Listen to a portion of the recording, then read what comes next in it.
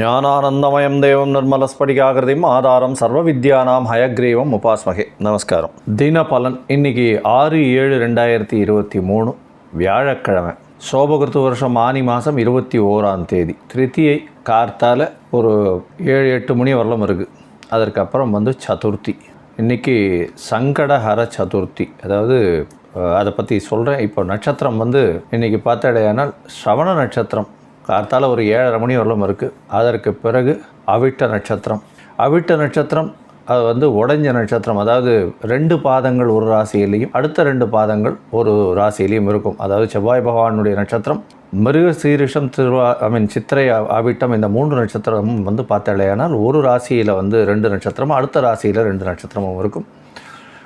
அப்படி பார்த்தாலேயானால் மகரத்தில் அவிட்டம் 2 பாதங்கள் வரலமும் 3ஆம் பாதமும் 4ஆம் பாதமும் கும்பத்தில் இருக்கும். சாயந்தரம் ஒரு 7:30 மணிக்கு மேலே சந்திர பகவான் கும்பராசிக்கு போகிறார். அதாவது அவிட்டம் 3ஆம் பாதத்துக்கு போகிறார். இன்றைக்கி வியாழக்கிழமை, குருவாரம், பெரிய விசேஷம். குரு பகவானுக்கு அர்ச்சனை செய்கிறது பெரிய ஏற்றம். இன்றைக்கி சித்த மரண யோகம். சாயந்தரம் ஒரு 6-6:30 மணிக்கு மேலே மரண யோகம். இருந்தாலும் இன்றைக்கி சங்கடஹர சதுர்த்தி, பெரிய விசேஷம். என்னென்னா, சதுர்த்தி அப்படின்னும் போது பெரிய விசேஷம் நம்ம பிள்ளையாருக்கு சொல்லுவோம். இதில் வளர்பிறை, தேய்பிறை, இந்த 2 காலங்கள்லேயும் சதுர்த்தி வரும். அதாவது அமாவாசையிலிருந்து 4ஆம் நாளும் பௌர்ணமியிலிருந்து 4ஆம் நாளும் ரெண்டுமே சதுர்த்தி வருது. இப்போ அமாவாசையிலிருந்து வரக்கூடிய 4ஆம் நாளுக்கு என்ன வித்தியாசம் பௌர்ணமியிலேருந்து வர்றதுக்கு அப்படின்னு பார்த்தேன்னா, இப்போ பௌர்ணமியிலேருந்து வரக்கூடிய தேய்பிறை சதுர்த்தி, அதாவது கிருஷ்ணபக்ஷ சதுர்த்தி அப்படின்னு பார்க்கும்பொழுது இது சங்கடஹர சதுர்த்தி அப்படின்னு சொல்கிறது. சங்கடஹர சதுர்த்தி அப்படின்னா நம்மளுடைய கஷ்டங்கள் எல்லாவற்றையும் போக்கக்கூடிய சதுர்த்தி. நீங்கள் அருகில் இருக்கக்கூடிய விநாயகர் கோவிலுக்கு போயிட்டு அவருக்கு ஒரு தேங்காயை உடைச்சிட்டு ஒரு 9 பிரதட்சணம் பண்ணிவிட்டு 18 தரம் தோப்புகரணம் போட்டுட்டு தலையில் குட்டிண்டு நீங்கள் சேவிச்சாலையானால் கண்டிப்பாக உங்களுக்கு உண்டான பிரச்சனைகள், அதாவது உங்களுக்கு உண்டான பிரச்சனைகள், சங்கடங்கள் அனைத்தும் நீங்கும். அதாவது என்ன பிரச்சனைகள் அப்படின்னா, பணத்தினால் பிரச்சனை, கடனால் பிரச்சனை, வீடு வாங்குவதில் பிரச்சனை, வாங்கின வீட்டினுள் பிரச்சனை, குடும்பத்தில் பிரச்சனை, எந்த பிரச்சனைகளுக்காக இருந்தாலும், உடல் நலத்தில் பிரச்சனை, இது எதுவாக இருந்தாலும் அதுவும் உடல் நலத்துக்கு முக்கியமாக வேண்டிக்கணும். ஏன்னா கேதுவினுடைய அதிபதினு சொல்லக்கூடியவர் விநாயக பெருமான், கேதுவிற்கே அதிபதி. அதனால் அவர் கேதுவையும் ராகுவையும் கட்டினவர் வேறு. அதனால் விநாயக சதுர்த்தி, அதாவது சங்கடஹர சதுர்த்தியின் போது உடல் நலத்துக்கு ரொம்ப வேண்டிக்கணும். உடல் நலம் குன்றியவர்களுக்காக அடுத்தவர்கள் போய் வேண்டிக்கிறதும் பெரிய விசேஷத்தை கொடுக்கும். அவர்களுக்கு நல்ல ஒரு ஏற்றம் கிடைக்கும். சரி, இப்போ அமாவாசையிலேருந்து வரக்கூடிய 4ஆம் நாளை என்ன சொல்கிறோம் அப்படின்னா, அதுவும் சதுர்த்தி தான். அது வர சதுர்த்தி அப்படின்னு சொல்லுவோம். வர சதுர்த்தி அப்படின்னா வேண்டிய வரங்களை கொடுக்கக்கூடிய சதுர்த்தி. அதாவது ஆவணி மாதத்தில் வரக்கூடிய சுக்லபக்ஷ சதுர்த்தி, அமாவாசையிலிருந்து வரக்கூடிய சதுர்த்தியை பார்த்தேன்னா 4ஆம் நாளை பார்த்தேனால் விநாயக பெருமானின் அவதார தினம், அதாவது அவருடைய பிறந்த நாள் அப்படின்னு சொல்லுவாள். அதாவது ஆவணி அஸ்தம் இது சொல்லுவாள். சதுர்த்தி தான் திதியை வச்சு சொல்லுவாள். அப்படி இருக்கும் பொழுது அவர் என்ன வரம் அவர்கிட்ட கேட்டிங்கன்னாலும் அது நிச்சயமாக கிடைக்கும். அதாவது ஒரு பக்கம் தன் கஷ்டங்கள் நீங்கிறதுக்காக தேய்பிறையில் இருக்கக்கூடிய சதுர்த்தியை பார்க்கணும். இன்னொரு பக்கத்தில் நான் சதுர்த்தியில் வளர்பிறையில் எனக்கு தயவு செஞ்சு இதை கொடுங்கோ அப்படின்னு கேட்கக்கூடியதை வளர்பிறையில் வச்சுட்டேன்னா நிச்சயமாக நல்ல ஏற்றம் கிடைக்கும். அதனால் விநாயக சதுர்த்தியின் பொழுது இப்போ வரக்கூடியது இன்றைக்கி பார்த்தாலேயானால் தேய்பிறை சதுர்த்தியாக இருக்குது. அதனால் உங்களுடைய பிரச்சனைகள் எதுவாக இருந்தாலும் கண்டிப்பாக விநாயகர் பெருமானுக்கு போய் சொல்லிவிட்டு அவர்கிட்ட பண்ணுறதன் மூலியமாக அந்த பிரச்சனைகள் தீரும். உடல் நலத்தில் இருக்கக்கூடிய பிரச்சனையாக இருக்கட்டும், செல்வத்தில் இருக்கக்கூடிய பிரச்சனையாக இருக்கட்டும், குடும்பத்தில் இருக்கக்கூடிய பிரச்சனையாக இருக்கட்டும், எல்லா விதமான பிரச்சனைகளும் இந்த தேய்பிறையில் வரக்கூடிய சதுர்த்தி, அதாவது ஹரன்னா போக்கக்கூடிய சங்கடஹர சதுர்த்திக்கு இப்போ போய் சேவிச்சுட்டு வந்தேலையானால் முடிஞ்சதுன்னா அந்த வன்னி இலை அப்படின்னு சொல்லுவாள். அந்த வன்னி இலையோ இல்லை அருகம்புல்லோ இல்லைன்னா வந்து விநாயகப் பெருமானுக்கு வந்து அந்த எருக்கம் பூ இதெல்லாம் வந்து போய் போட்டுட்டு வர்றது ஒரு பெரிய ஏற்றத்தை நிச்சயமாக உங்களுக்கு கொடுக்கும். இந்த சங்கடஹர சதுர்த்தி வந்து அதை வந்து விரதமாக இருந்து பண்ணக்கூடியது. சாயந்தரம் வந்து கோவிலில் போய் அவருக்கு வந்து அர்ச்சனை பண்ணிவிட்டு அதற்கு பிறகு தான் வந்து பிரசாதத்தை சாப்பிட்டுட்டு தான் சாப்பிடுவாள். சங்கடஹர சதுர்த்தியின் மூலியமாக எல்லா விதமான நன்மைகளும் கஷ்டங்கள் நீங்கி நன்மைகள் வரக்கூடிய வாய்ப்புகள் உண்டு. சரி, இப்போ வந்து ஒரு ராசிக்கா இன்றைக்கி 6ஆம் தேதி 6/7/2023 எப்படி இருக்குன்றதை பார்க்கலாம். அதற்கு முன்னாடி பார்த்தாலேன்னா என்னுடைய மொபைல் நம்பர் ஸ்க்ராலிங்கில் போயின்னு இருக்கோம். உங்களுக்கு தேவைப்படுமாயின் அஸ்ட்ராலாஜிக்கல் கன்சல்ட் தேவைப்படணும் அப்படின்னா நீங்கள் எனக்கு ஒரு ஃபோன் பண்ணுங்க. நான் என்னுடைய கட்டணம் என்ன ஏதுன்றதையும் கொடுக்குறேன். நீங்கள் உங்களுடைய பிறந்த தேதி, நேரம், பிளேஸ் ஆஃப் பர்த், உங்களுடைய நேம் இதெல்லாம் அனுப்பிச்சேன்னா டைம் கரெக்ஷன்ஸ் பார்த்து உங்களுடைய ஜாதகத்தை போட்டு அதற்கு பிறகு வந்து உங்களுடைய தசாபுக்தி அந்தரம் சூக்ஷ்மம் எல்லாம் எப்படி இருக்குது அப்படின்றத பார்த்து இப்போ இருக்கக்கூடிய ப்ரெசன்ட் கண்டிஷன் கோச்சார பிரகாரம் எப்படி இருக்குன்றதை பார்த்து உங்களுடைய பிரச்சனைகளுக்கு எளிய பரிகாரம் என்ன செய்ய முடியும் அப்படின்றதையும் சொல்கிறேன். சரி, இன்றைக்கி வந்து சந்திராஷ்டமம் யார் யாருக்கு அப்படின்னு பார்த்தேலையானால் மிதுன ராசிக்காரர்களுக்கு ராத்திரி ஒரு 7:30 மணி வரலும் இருக்கும். ஏன்னா அதுக்கப்புறம் வந்து மகரத்திலிருந்து கும்பத்துக்கு சந்திர பகவான் போயிடுறார். அதனால் வந்து கடக ராசிக்காரர்களுக்கு ராத்திரி 7:30 மணிக்கு மேலே வந்து சந்திராஷ்டமமாக இருக்கும். சரி, இப்போ ஒரு ராசியாக மேஷம் முதல் மீனம் வரை இன்றைக்கி 6/7/2023 எப்படி இருக்குன்றதை பார்க்கலாம். மேஷ ராசி அஸ்வினி பரணி கிருத்திகை இந்த 3 நட்சத்திரம் 9 பாதங்களை கொண்ட ராசி. ராசியின் அதிபதினு சொல்லக்கூடியவர் வந்து செவ்வாய் பகவான். ராசிக்கு 5ஆம் இடத்துல இருக்கிறது பெரிய விசேஷம். செவ்வாய் பகவானின் அதாவது செவ்வாய் பகவானை வந்து 5ஆம் இடத்துல இருக்கிறார். 9ஆம் அதிபதி வந்து ராசியில் இருக்கார். நல்ல யோகத்தில் இருக்கக்கூடிய காலகட்டமாக இந்த நாள் இருக்குது. எடுத்த காரியங்கள் அனைத்தும் நிறைவேறும், கவலைப்பட தேவையில்லை. திருமணத்திற்கு பார்த்து கொண்டிருப்பவர்கள் கண்டிப்பாக திருமணம் உண்டு. குழந்தை பேர் ஏற்படக்கூடிய காலகட்டமாக இருக்கும். பதவி புகழ் அந்தஸ்து கௌரவம் எல்லாம் வந்து சேரக்கூடிய காலகட்டமாக இருக்கும்.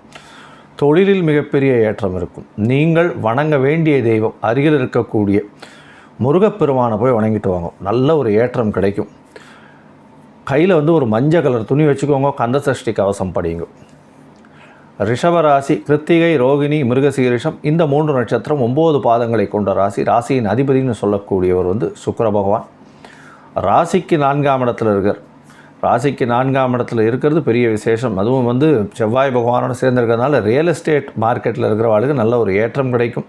தொழிலில் நல்ல அபிவிருத்தி இருக்கும். அதுவும் வந்து இந்த ஃபுட் ப்ராசஸிங், ஹோட்டல் மேனேஜ்மெண்ட்டு, இந்த ஹோட்டல்ஸு இந்த மாதிரியான தொழிலில் இருக்கிறவர்களுக்கெல்லாம் பெரிய ஏற்றம் கிடைக்கும். இன்றைக்கி உங்களுக்கு பார்த்தேன்னா சந்திர பகவான் வந்து உங்களுடைய ராசிக்கு 9ஆம் இடத்துலையும் 10ஆம் இடத்துல இருக்கிறது பெரிய விசேஷம். உங்களுடைய முயற்சிகள் அனைத்தும் வெற்றியாகும். இளைய சகோதரம் மூலியமாக நல்ல ஒரு செய்தி வரும். நீங்கள் வணங்க வேண்டிய தெய்வம் அருகில் இருக்கக்கூடிய குபேரன் கோவிலுக்கு போயிட்டு வாங்க, நிச்சயமாக நல்ல ஒரு ஏற்றம் கிடைக்கும். கையில் வந்து ஒரு ஆரஞ்சு கலர் கிளாத் வச்சுக்கோங்க, அது உங்களுடைய அதிர்ஷ்ட நிறமாக இருக்கும். மிதுன ராசி மிருகசீரிஷம், திருவாதிரை, புனர்பூசம் இந்த 3 நட்சத்திரம் 9 பாதங்களை கொண்ட ராசி. ராசியின் அதிபதினு சொல்லக்கூடியவர் வந்து புத பகவான். ராசிக்கு 2ஆம் இடத்துல இருக்கார். ராசியிலேயே வந்து முயற்சி ஸ்தான அதிபதியான சூரிய பகவான் இருக்கிறது விசேஷம். இளைய சகோதரர்கள் மூலியமாக நல்ல ஒரு ஏற்றமான நாளாக இருக்கும். திருமணத்திற்கு பார்த்து கொண்டிருப்பவர்கள் நல்ல ஒரு ஏற்றம் இருக்கும். சாயந்தரம் வந்து ஒரு 7 மணி வரலும் வந்து உங்களுக்கு சந்திராஷ்டம காலமாக இருக்குது. இருந்தாலும் உங்களுடைய ராசிநாதனும் சந்திர பகவானும் ஒருவருக்கொருவர் சமசப்தமத்தில் இருக்கிறதுனால குடும்பத்தில் கொஞ்சம் சலசலப்பு இருக்கும். இருந்தாலும் நல்லபடியாக இருக்கக்கூடிய காலகட்டமாக இருக்கும். பொறுமை காக்கிறது ரொம்ப அவசியம். வார்த்தைகளில் ரொம்ப கவனமாக இருக்கணும். பணவரவு அபரிமிதமாக இருக்கும். குடும்பத்தில் நல்ல ஒரு சந்தோஷமான செய்தி இன்றைக்கி வரக்கூடும். திருமணத்துக்கு பார்த்து கொண்டிருப்பவர்களுக்கு கண்டிப்பாக திருமண யோகம் கிடைக்கக்கூடிய நாளாக இந்த நாள் இருக்குது. இன்றைக்கி வியாழக்கிழமை வேறு.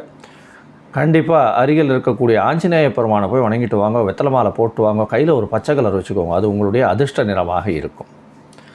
கடகராசி புனர்பூசம், பூசம், ஆயில்யம் இந்த 3 நட்சத்திரம் 9 பாதங்களை கொண்ட ராசி. ராசியின் அதிபதினு சொல்லக்கூடியவர் வந்து சந்திர பகவான். ராசிக்கு சப்தமத்திலிருந்து 7ஆம் இடம் 8ஆம் இடம் ரெண்டும் இருக்கார்.